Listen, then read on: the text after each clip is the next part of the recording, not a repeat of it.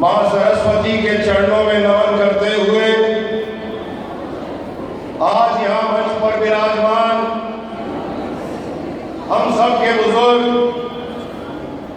अध्यक्षता कर रहे चौधरी विडमल सिंह जी साहब, मंच पर विराजमान राजस्थान जाट महासभा के अध्यक्ष चौधरी राजाराम जी मीर साहब, उनके पास में विराजे हुए सम्माननीय हनीफ जी खत्री साहब, विधानसभा में मेरे बड़े भाई के रूप में विधायक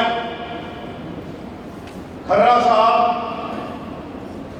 मेरे साथ में विराजमान यूआईडी के सचिव रामनिवास जी साहब, दो और बुजुर्ग हैं जो कमिश्नर साहब जिनका उद्बोधन आपने सुना, मौला राम जी साहब और ढाका साहब, और नारी शक्ति के रूप में हमारे मंच को सुशोभित कर रही इंदिरा जी जो कनाडा से आई हैं,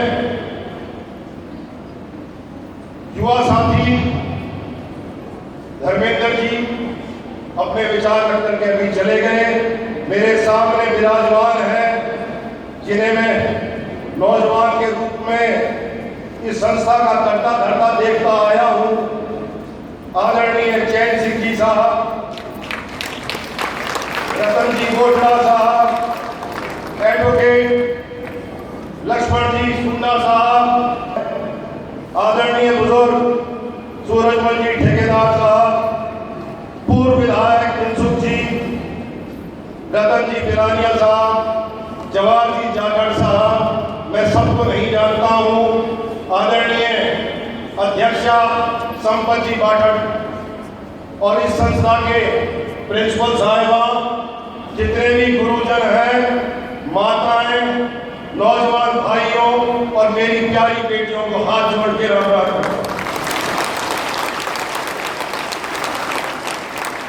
आदरणीय सुभाष जी महरिया साहब अभी हमारे बीच में पधारे हैं। मैं निवेदन करूंगा कृपया करके वो मंच पे पधारें और अपना स्थान ग्रहण करें। मुझे अभी 4 दिन पहले पिताजी का आदेश हुआ, उनका बहुत लगाव है इस संस्था से और बहुत पुराना नाता है जब से इसकी शुरुआत हुई, लेकिन इस वक्त उनकी तबीयत ये गवारा नहीं करती कि इतना देर वो बैठ पाए, तो उन्होंने मुझे आदेश दिया कि मैं नहीं जा सकता हूं, लेकिन मेरी दिल की इच्छा है कि जाकर के उन दानदाताओं को नमन करो और उस पवित्र जो ज्ञान का मंदिर है उसे अपना तीर्थ समझकर जाकर के अपने भोग दें। और उनके आदेश को मैं किसी रूप में टाल नहीं सकता था। आज आप लोगों के बीच में उपस्थित हूं। पहले कुछ मीटिंगों में आया हूं, मैंने इसे बनता हुआ भी देखा है। अब तो ये इतना विशाल हो गया है कि कल्पना नहीं कर सकते थे जब शुरू में जब काम चालू हुआ था, तब से जो है वो खुले लॉन में हुआ करते थे, तो मुझे वही आदत पड़ी हुई थी। जैसे मैं गेट से घुसा, मैंने कहा ये क्या हो गया, लॉन खाली था। फिर पता लगा कि इतना विशाल कक्ष, मैंने ऐसा विशाल कक्ष राजधानी जयपुर के भी अच्छे से अच्छे स्कूल में देखा है। ये बलिहारी है, आप लोगों ये बलिहारी है सीकर जिले के मेहरबान दानदाताओं की, जिस कारण से ये भव्य स्वरूप मिला है। मैं थोड़ी सी बात मेरी बेटियों के साथ जरूर करना चाहूंगा। आज का जो माहौल है, बोए जाते हैं बेटे पर उग जाती है बेटी। खाद पानी बेटे को, पर लहराती है बेटी। स्कूल जाते हैं बेटे, पर पढ़ जाती हैं बेटियां। मेहनत करते हैं बेटे, पर अमल लाती हैं बेटियां।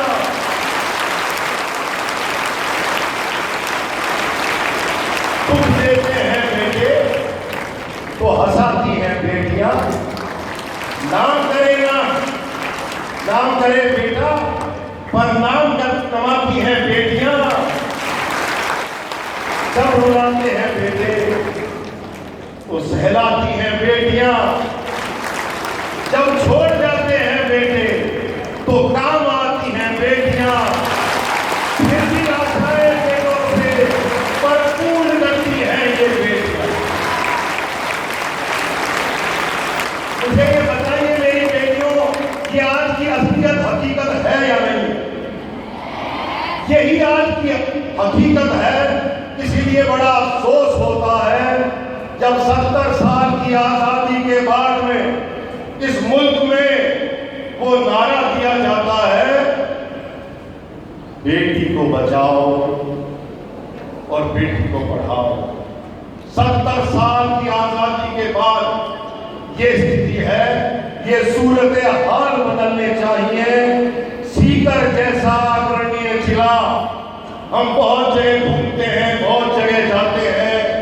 राजा राम जी साहब और हम लोग 30 साल से न जाने कितनी जगह पे गए हैं। और बलियारी है राजा राम जी साहब की, एक फकीर संत जिन्होंने करोड़ों करोड़ों करोड़ों रुपए विभिन्न संस्था को दान कर दिए। माननीय घासीराम जी साहब तबियत ठीक नहीं होने के कारण मंच पे नहीं बैठ पाए। तो ऐसे महापुरुष जिन जिलों से आते हैं, तो ये सीकर में तो जब आर्य समाज का पग फेरा इन जिलों में हुआ था, उस समय से ही सीकर जिला अग्रणीय था। और जब सर छोटू राम जी को हाथी पर बिठा करके उस दिन किसान का स्वाभिमान जागा था और जागीरदारी प्रथा का अंत हुआ था। तो ऐसे पवित्र सीकर जिले के महानुभावों से मैं विनती करता हूं कि ये सूरत हाल बदलने चाहिए। अपनी बेटियाओं को एक अंधेरे चांद की तरह नहीं रख करके एक चमकते हुए सूरज की तरह सामने लाइएगा, जिसको देखते ही, चमक को देखते ही लोगों की नजरें झुक जाएंगी। मेरे से पहले युवा भाई धर्मेंद्र जी ने कई सुझाव दिए थे, उनमें एक मुझे और पसंद आया, क्योंकि बेटी बचाओ, बेटी पढ़ाओ, लेकिन बेटी को खिलाओ। बेटियों का खेलना उतना ही जरूरी है, निस्बत की लड़कों से ज्यादा जरूरी है। पिछले जो ओलंपिक हुए थे, 125 करोड़ की आबादी वाले देश में, इस महान भारत में एक भी ऐसा नौनिहाल नहीं था जो ओलंपिक में एक पदक ला करके भी इस राष्ट्र का मान रख ले। उस समय इस भारतवर्ष की ही 2 बेटियों ने विश्व में भारत का मान रखा था। एक तो पीवी सिंधु है, जिसने भी कल सेमीफाइनल जीत करके वो आज फाइनल खेलेगी। उसने सिल्वर मेडल लिया था। और हरियाणा प्रदेश, हमारा लगता हुआ जो हरियाणा प्रदेश है, वहां की साक्षी मलिक, उसने पहलवानी के अंदर रजत पदक लेकर के हमारा मान रखा। और ये घोर विडंबना है, क्योंकि होता यह है कि एक बच्ची को तो उसकी दिक्कतें तो कोख से चालू हो जाती है। जब वो मां की गोद में होती है, तब भ्रूण हत्या से बचाओ। जब वो जन्म लेती है और छोटी सी बालिका होती है, तब उसे कुपोषण से बचाओ। कुपोषण से बचाने के बाद में उसे स्कूल में पढ़ाने के लिए भेजो। असाक्षरता से बचाओ, और जब पढ़ लिख जाती है तो उसे बाल विवाह से बचाओ। और जब बाल विवाह से बचा लेते हो और फिर जब उसकी शादी का दिन आता है तब उसे दहेज की प्रथा से बचाओ। बेटियों को हर जगह हमारे समाज में प्रोटेक्शन देना पड़ता है। फिर जब वो पढ़ लिख करके जिस तरीके की अधिकारी बनी थी, उस तरीके की जब नौकरियों में जाती हैं तब भी उन्हें शोषण का सामना करना पड़ता है। इसलिए पुरजोर मांग करता हूँ समस्त लोगों से, बेटियों को संबल प्रदान करें, उन्हें आगे बढ़ने का मौका दें। मैं अपनी बात को समाप्त करना चाहता हूँ, लेकिन कुछ पंक्तियां जो आपके जीवन में आप यहाँ से पढ़ लिख करके जब बाहर निकलेंगी और किसी भी युग में जाएंगी, चाहे इंजीनियर बनिए, चाहे डॉक्टर बनिए, चाहे अधिकारी बनिएगा, चाहे वकील बनिएगा, हर जगह आपके काम आएंगी। 2 मिनट के लिए ध्यान से सुनिएगा, उसके बाद अपनी बात को समाप्त कर दूंगा। लहरों से डरकर नौका पार नहीं होती और कोशिश करने वालों की कभी हार नहीं। एक लंबी सी चीटी जब दाना लेकर चलती है, चढ़ती दीवारों पर 100 बार फिसलती है। मन का विश्वास रगों में साहस भरता है, गिरकर चढ़ना, चढ़कर गिरना नहीं अखरता है।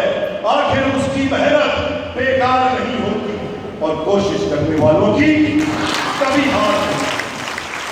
अरे डुबकिया समुद्र में गोताखोर लगाता है, जा जाकर गहरे पानी से खाली हाथ लौट आता है।